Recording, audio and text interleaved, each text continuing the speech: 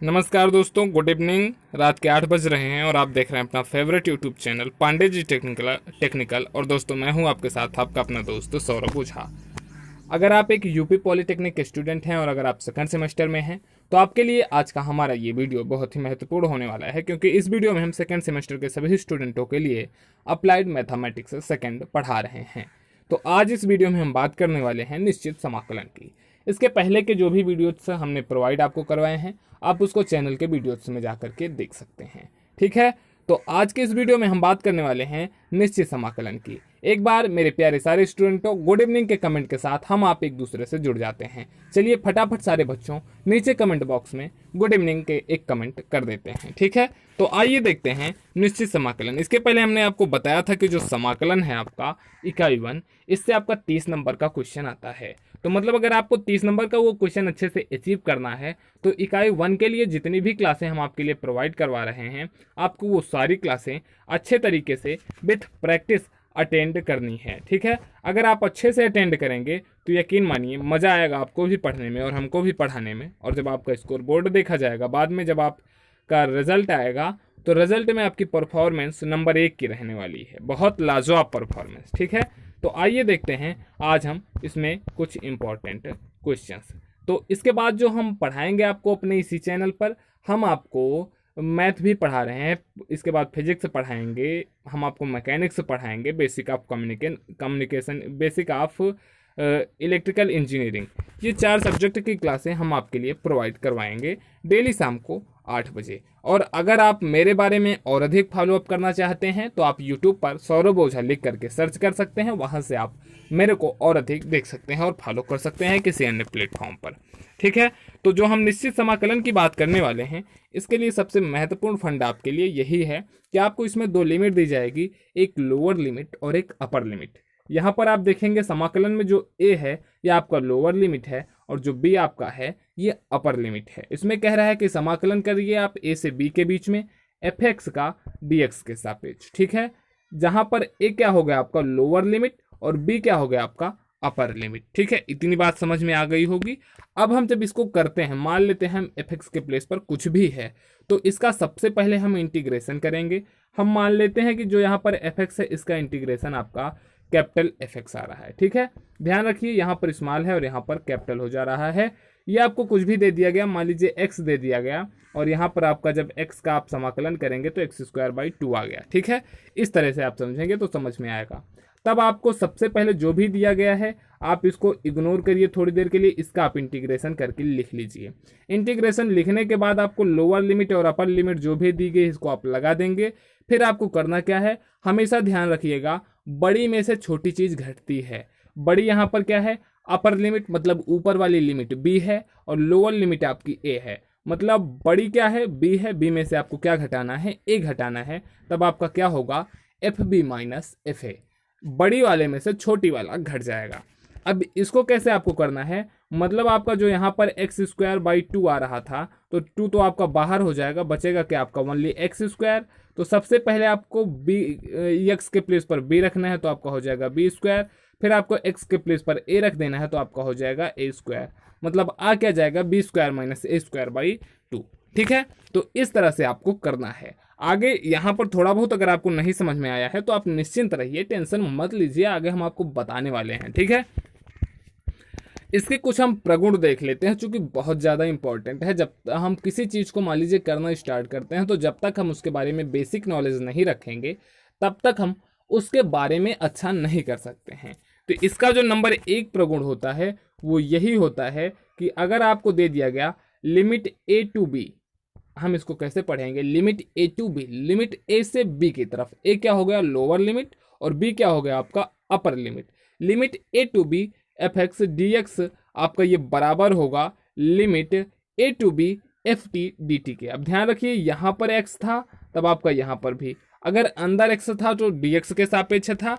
अब यहाँ पर आपका अंदर टी हो गया है तो आपका बाहर भी डी टी आ गया है। ठीक है, यही आपका प्रगुण नंबर 1 है और ये बेसिक है, इस पर आधारित बहुत सारे सवाल आगे आपको करने के लिए मिलेंगे।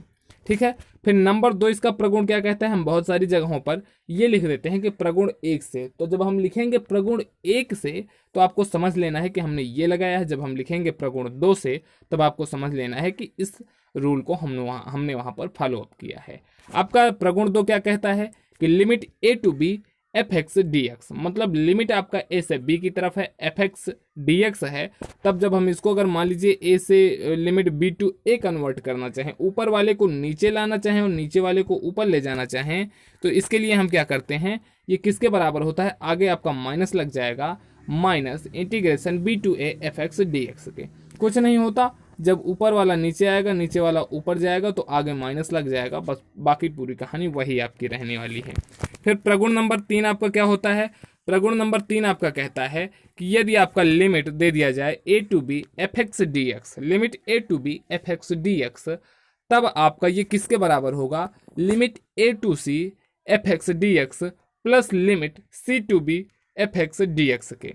मतलब आपको जो ये ए और बी दिया गया है, इसको आप अगर आपको दो कंपोनेंटों में तोड़ने के लिए कहा जाए तो आप इसको कर सकते हैं कि लिमिट ए से सी तक और लिमिट सी से ए तक, जहां पर जो आपका सी होगा वो ए से तो बड़ा होगा मगर बी से छोटा होगा। कैसे, मान लीजिए अगर आपको ए का मान दे दिया गया 1 और बी का मान दे दिया गया 3, तब आप इसको कैसे कर सकते हैं, यहाँ पर अगर आपको 1 दे दिया जाए, यहाँ पर 3 दे दिया जाए, तो आप ए के प्लेस पर 1 ही रखेंगे, सी के प्लेस पर आप 2 कर सकते हैं, फिर यहाँ से 2 से 3।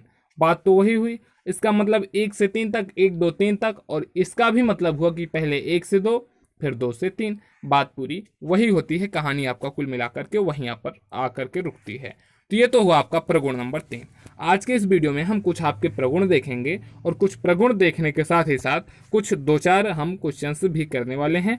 बाकी के क्वेश्चंस जो भी आपको डाउट्स रहते हैं वो आप डाउट सेशन में आप नीचे, अगर आपको कोई डाउट होता है या फिर आप हमसे कांटेक्ट करना चाहते हो तो आप नीचे कमेंट में लिख दीजिए कांटेक्ट मी प्लीज सर या कांटेक्ट नंबर प्लीज सर, तब हम आपको अपना कांटेक्ट नंबर अवेलेबल करवा देंगे। आप उस कांटेक्ट नंबर पर हमसे अपने डाउट्स रख सकते हैं और आपको पूरी की पूरी समस्या का निराकरण करने का पूरा प्रयास किया जाएगा।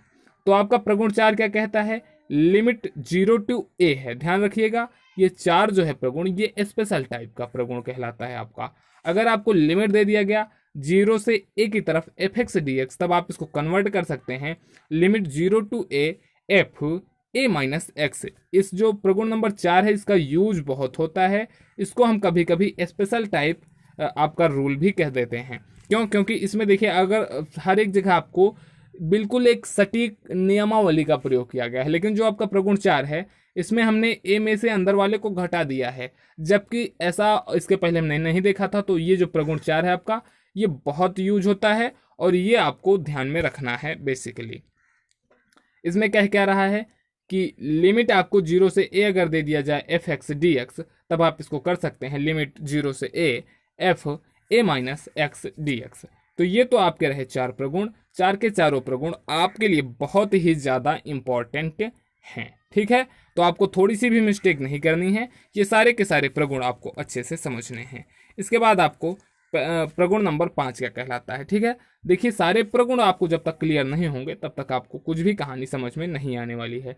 प्रगुण नंबर आपका 5 क्या कहता है कि अगर आपको दे दिया जाए लिमिट माइनस ए से ए की तरफ, लिमिट माइनस ए से ए, मतलब अगर आपको 2 से दे दिया जाए 2 तक, ठीक है, limit minus A to A F x D x, तब इसकी वैल्यू या तो आपकी 0 होगी या फिर 2 इंटीग्रेशन 0 से ए एफ एक्स डी एक्स होगी। अब ये 2 चीज़ों पर निर्भर करता है, आपका 0 कब आएगा और 2 कब आएगा, ये आपको हम आगे बताएंगे। जब आप इसके बारे में 1-2 क्वेश्चंस करेंगे तब ये आपके समझ में आएगा कि कब आपका ये दे दिया जाए, जब limit minus A to A F x D x, तब कब इसकी वैल्यू 0 आएगी और कब इसकी value 2 integration 0 to A F x D X आएगी, ठीक है। ये 2 स्थितियों पर निर्भर करता है, इसको हम आगे आपको समझाएंगे अच्छे से। इसके लिए आप निश्चिंत रहें, प्रगुण संख्या 5 को हम क्वेश्चन पर लगा करके समझाएंगे।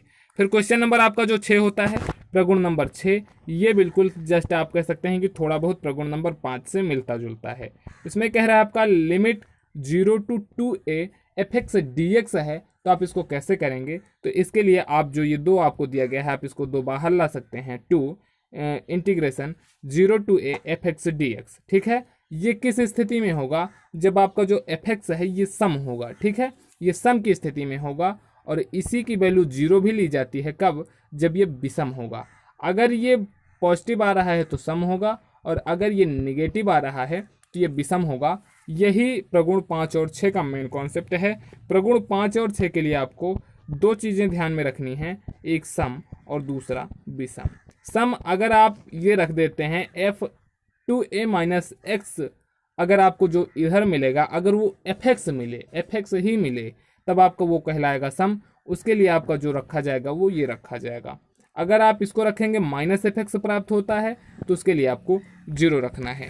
तो ये तो बात रही आज के प्रगुण की। आइए इस पर आधारित केवल एक क्वेश्चन आज के इस वीडियो में देख लेते हैं। आपको कह क्या रहा है कि लिमिट 0 to 1 के बीच में साइन इनवर्स x dx का आपको मान ज्ञात करना है। यहाँ पर आपको एक चीज़ और ध्यान रखनी है कि प्रथम फलन और द्वितीय फलन का आपको इसमें सूत्र लगाना है। आपको केवल साइन इनवर्स x दिया गया है तो इसके साथ आप 1 भी मान सकते हैं कि साइन इनवर्स x इंटू 1 है। तब आप इसमें से साइन इनवर्स को प्रथम फलन मान लीजिए और 1 को द्वितीय फलन मान लीजिए। तब प्रथम फलन इंटू द्वितीय फलन का समाकलन का सूत्र क्या होता है कि प्रथम फलन गुणे द्वितीय फलन का समाकलन, मतलब साइन इनवर्स x इंटू 1 का आपका समाकलन जो हो जाएगा वो होगा प्रथम फलन गुणे द्वितीय फलन का समाकलन माइनस प्रथम फलन का अवकल गुणांक गुणे द्वितीय फलन का समाकलन। तो प्रथम फलन का यहाँ पर आपको प्रथम फलन गुणे द्वितीय फलन आपका 1 था, 1 का समाकलन x, प्रथम फलन गुणे द्वितीय फलन का समाकलन माइनस प्रथम फलन का अवकल गुणांक। साइन इनवर्स x का अवकल गुणांक 1/रूट के अंदर 1 माइनस एक्स स्क्वायर होगा। प्रथम फलन का अवकल गुणांक इंटू द्वितीय फलन का समाकलन, तो 1 का समाकलन आपका x हो जाएगा और टोटल का समाकलन, ठीक है। अब जब आप इस पे रख देंगे, यहाँ पर आपको लिमिट 0 से 1 के बीच में रखनी है। जब आप रखेंगे, जब 1 रखेंगे यहाँ पर साइन इनवर्स 1 इंटू 1 कर देंगे, और जब 0 रख देंगे तो 0 हो जाएगा। केवल बचेगा क्या, यहाँ पर ऊपर वाली लिमिट ही बचेगी, साइन इनवर्स 1 ही बचेगी, और माइनस के साथ ही ये पूरा का पूरा कॉन्सेप्ट आएगा आपका। अब इसके लिए आप नीचे वाले को 1 माइनस एक्स स्क्वायर को आप टी मान लेंगे, 1 माइनस एक्स स्क्वायर को आप टी स्क्वायर मान लीजिए। तब आप इसके प्लेस पर क्या रख सकते हैं, टी स्क्वायर, और रूट है तो रूट से स्क्वायर कैंसिल हो जाएगा, नीचे बचेगा आपका केवल टी। और आप जब इसका अवकलन कर देंगे तो आपको मिल जाएगा माइनस 2x dx बराबर 2t। 2 से 2 कैंसिल हो जाएगा, आपका बच जाएगा माइनस एक्स dx बराबर t dt, या फिर माइनस भी आप इधर कर देंगे, या माइनस आप यहाँ पर रहने दीजिए, माइनस एक्स dx बराबर t dt हो जाएगा। आप उसी को यहाँ पर रख देंगे, आपका आ जाएगा साइन इनवर्स 1 की वैल्यू आपकी π/2, ठीक है। ये आपको पता होगा, आपने प्रति त्रिकोणमितीय फलन में पढ़ा होगा। और इसका अब आपको समाकलन कर देना है, t से t कैंसिल हो जाएगा, ओनली बचेगा आपका t, और t का समाकलन आपका हो जाएगा t के लिए आपका लिमिट चला जाएगा 1 से 0 के बीच में, ठीक है। अब आपको रख देना है 0, मतलब 0 माइनस 1 हो जाएगा। अब आपका 0 हट जाएगा, π/2 माइनस 1, यही आपका करेक्ट आंसर हो जाएगा। तो इस तरह से प्रगुण का यूज करते हुए हम प्रश्नों को बहुत ही आसानी के साथ सॉल्व कर सकते हैं। अगले शो के लिए, मतलब अगले वीडियो के लिए आपको हम क्वेश्चन ये दिए जाते हैं कि आप ज्ञात करिए लिमिट 0 से 1 के बीच में tan इनवर्स x का whole square by 1 plus X square dx का मान क्या आएगा।